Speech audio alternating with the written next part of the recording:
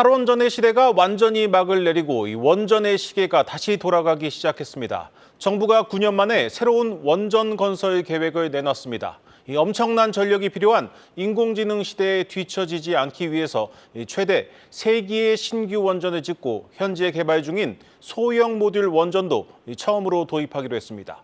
취재 기자와 자세히 들여다보겠습니다. 산업부 강미선 기자 나왔습니다. 강 기자, 먼저 오늘 나온 이 제11차 전력 수급 기본 계획 핵심적인 내용부터 한번 들여다보죠.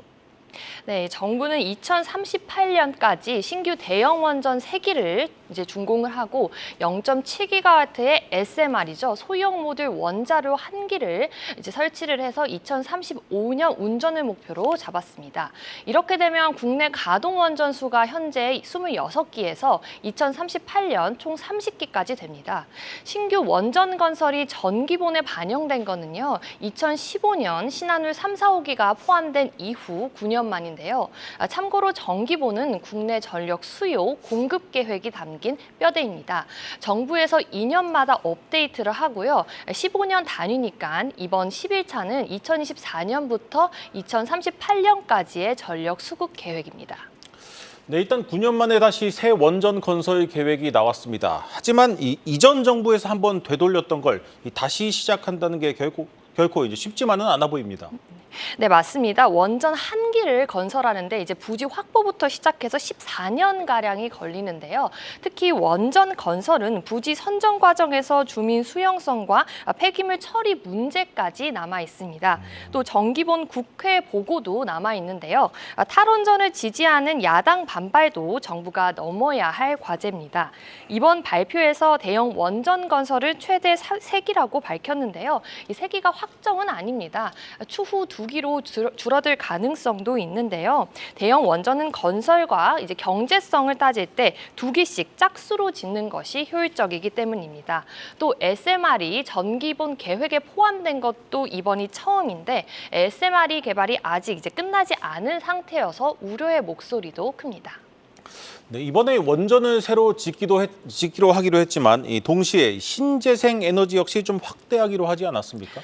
네, 이번 안의 특징은요. 원전과 이제 재생 에너지의 균형을 맞춘 건데요. 네. 9차에서는 신재생 에너지 그리고 10차에는 원전에 집중을 했다면 이제 에너지 편중 현상을 11차에서 극복을 한 겁니다. 네. 태양광과 풍력 설비 공급을 보시면요. 신재생 에너지 발전 사업은 크게 풍력과 이제 태양광 두 가지로 이제 2개가 큰 주를 이루는데 이제 설비 보급 계획을 보시면 2030년 기준 10차 때보다 6.2기가와트 늘린 72기가와트로 이번에 확대 수정을 했습니다.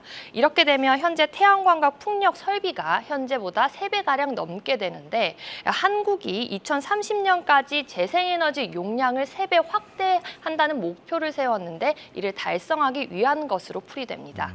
원전보다 풍력과 태양광 설비 용량이 좀 높은 것은 이제 원전이 24시간과 날씨와 상관없이 이제 가동이 가능한데요. 태양광과 풍력은 그렇지 못하기 때문입니다. 그래서 용량을 좀 더 크게 설치를 해서 원전만큼 생산 효율을 이제 좀 떨어지니까 이제 더 크게 용량을 설치한다는 겁니다. 네, 일단 원전을 새로 지어서 필요한 전력을 충분히 확보하면서도 신재생 에너지 확대도 놓치지 않겠다는 구상이 그럴듯합니다. 그런데 계획 자체는 보기가 좋은데 이 관련 투자를 하려면 부담이 좀 상당하지 않겠습니까? 네, 맞습니다. 이제 전기 수급을 영양소처럼 골고루 에너지 믹스를 했지만 원전이든 신재생이든 전력을 생산해 보낼 수 있는 이 송배전 설비가 그만큼 따라가줘야 하는데요. 한마디로 송배전 사업을 하는 한국전력이 투자 부담이 더욱 커질 전망입니다.